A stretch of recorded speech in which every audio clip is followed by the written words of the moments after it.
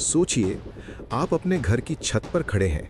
सामने आसमान बिल्कुल साफ है, सूरज पूरी ताकत से चमक रहा है और ठीक आपके सामने नीले रंग के कांच से बनी बड़ी बड़ी प्लेटें लगी हैं, सोलर पैनल्स। आपको बताया गया है यही भविष्य है, यही ग्रीन एनर्जी है, यही धरती को बचाने वाली टेक्नोलॉजी है। कहा गया है कि इससे धुआं नहीं निकलता, इससे आवाज़ नहीं होती, इससे हवा साफ रहती है और सबसे बड़ी बात, इससे आपका बिजली का बिल ज़ीरो हो सकता है।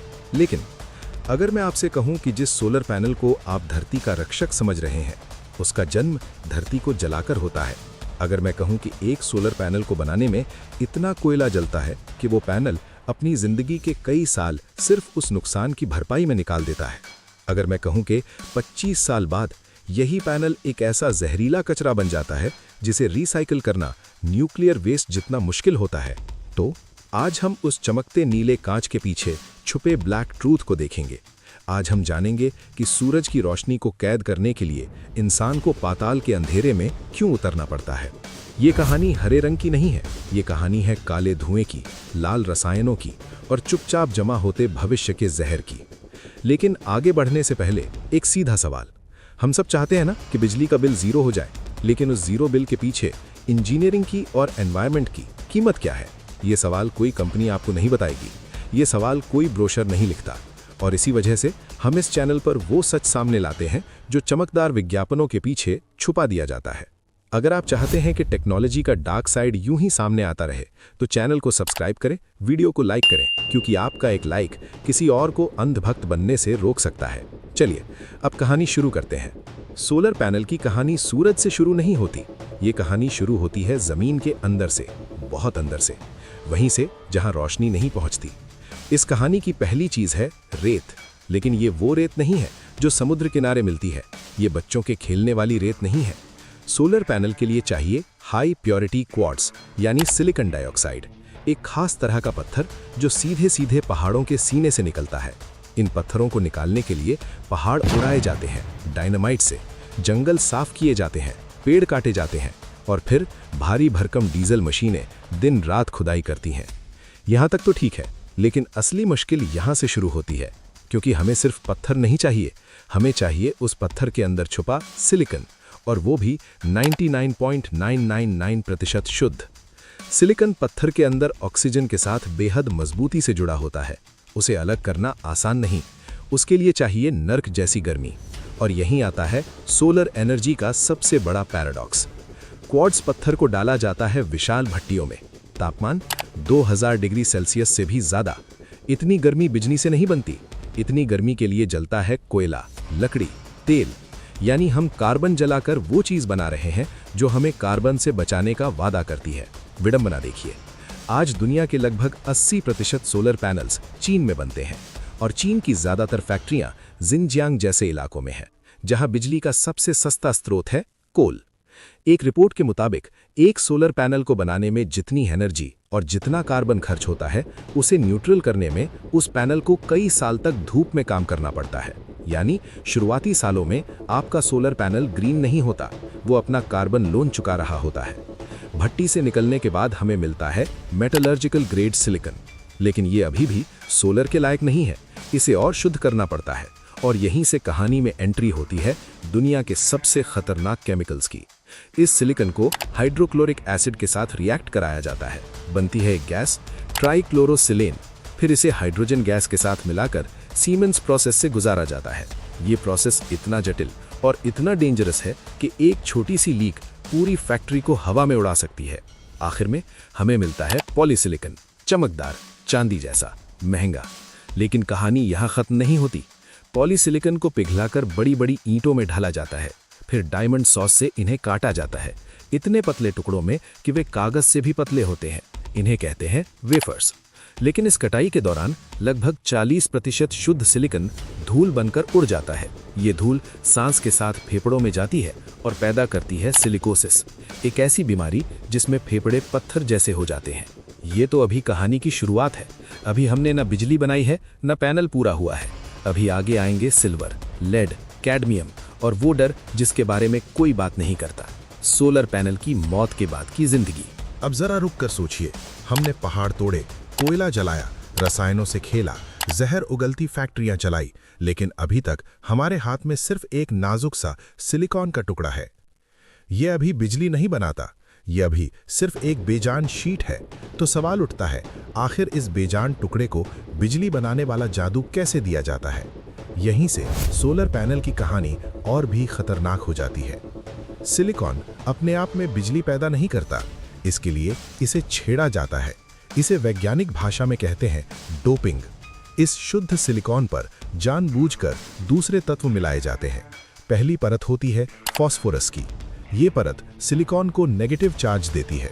दूसरी तरफ बोरॉन की परत चढ़ाई जाती है जो उसे पॉजिटिव चार्ज देती है। अब जब सूरज की रोशनी इन परतों पर गिरती है तो इलेक्ट्रॉन भागने लगते हैं। यही भागते हुए इलेक्ट्रॉन बनाते हैं इलेक्ट्रिक करंट। लेकिन ये सब इतना साफ नहीं है जितना सुनने में लगता है। क्या आपने कभी सोचा है कि सोलर पैनल नीला क्यों दिखता है? ये कोई डिजाइन नहीं है, ये कोई स्टाइल नहीं है, ये है एंटी रिफ्लेक्टिव कोटिंग। एक खास तरह की केमिकल लेयर जो रोशनी को लौटने नहीं देती। रोशनी अंदर जाती है, फंस जाती है और बाहर निकलने का रास्ता नहीं पाती। जितनी ज्यादा रोशनी फंसेगी उतनी ज्यादा बिजली बनेगी। लेकिन इस नीले रंग के पीछे भी केमिकल्स हैं, ऐसे केमिकल्स जिनका नाम कोई विज्ञापन नहीं लेता। चांदी जो सूरज से भी महंगी है। अब आता है एक और चौंकाने वाला सच। सोलर इंडस्ट्री दुनिया की 10% से ज्यादा सिल्वर अकेले खा जाती है। हर सोलर पैनल पर पतली पतली सिल्वर लाइंस बनी होती हैं। इनका काम है बिजली को इकट्ठा करना। लेकिन सिल्वर सस्ती नहीं होती। जैसे जैसे सोलर पैनल्स बढ़ते जा रहे हैं, वैसे वैसे चांदी के भंडार खाली होते जा रहे हैं। यानी हम एक समस्या का समाधान करते करते दूसरी समस्या पैदा कर रहे हैं। सोलर सेल्स इतने नाजुक होते हैं कि अगर आप उन्हें सीधे हाथ लगा लें तो टूट सकते हैं। इसलिए उन्हें एक सैंडविच की तरह पैक किया जाता है। ऊपर मजबूत ग्लास, बीच में सोलर सेल्स। सेल्स को चिपकाने के लिए EVA शीट्स, एक खास प्लास्टिक, नीचे प्लास्टिक बैक शीट और चारों तरफ एल्यूमिनियम फ्रेम। ये पूरा सिस्टम इतना टाइट सील किया जाता है कि पानी और हवा अंदर न जा सके। लेकिन यहीं एक और खतरनाक सच छुपा है। भारी धातुएं जो चुपचाप बैठी हैं। इस पूरे सिस्टम में इस्तेमाल होती हैं कुछ heavy metals, lead, cadmium. Cadmium एक जाना पहचाना कैंसर कॉजिंग एलिमेंट। जब तक सोलर पैनल सही सलामत है तब तक आप सुरक्षित हैं।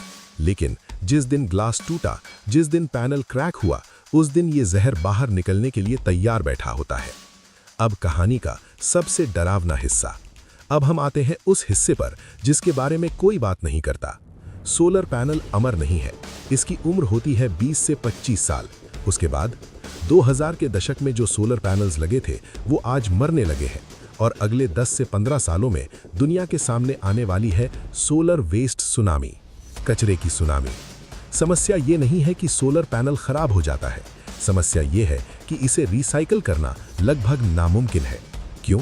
क्योंकि हमने ग्लास, प्लास्टिक, सिलिकॉन और मेटल्स को इतनी मजबूती से चिपका दिया है कि अब उन्हें अलग करना बेहद महंगा है। अब जरा गणित समझिए। एक पुराने सोलर पैनल से निकली चीजों की कीमत 200 से 300 रुपए, लेकिन उसे रिसाइकल करने का खर्च 1500 से 2000 रुपए। यानी नुकसान, भारी नुकसान। जब नुकसान होता है तो कंपनियां भावनाओं से नहीं, पैसों से सोचती हैं। वो पैनल्स को रिसाइकल नहीं करती, या तो उन्हें तोड़कर जमीन में गाड़ देती हैं या फिर सेकेंड हैंड के नाम पर गरीब देशों में भेज देती हैं।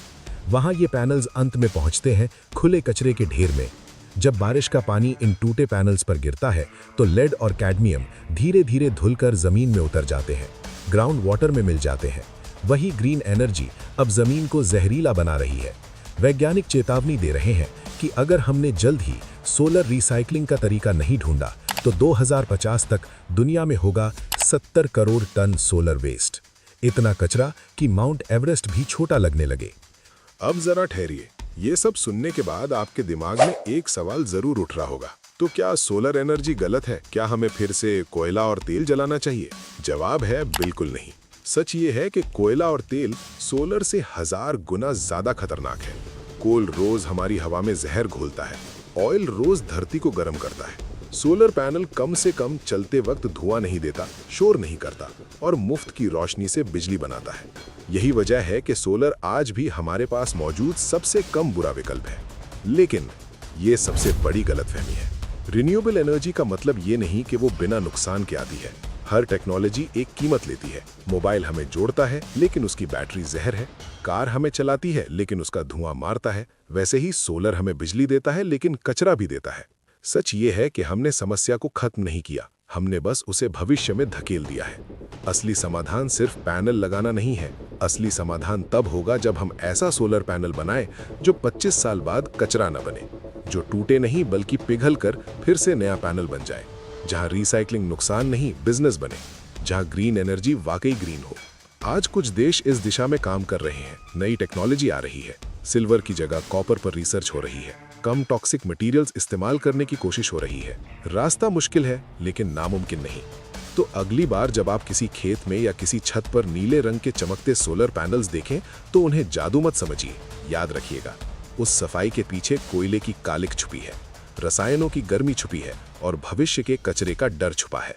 सूरज की रोशनी मुफ्त है लेकिन उसे पकड़ने का जाल न पैसों में मुफ्त है न पर्यावरण में। आज हमने सोलर पैनल को भगवान नहीं बनाया और ना ही उसे दुश्मन घोषित किया।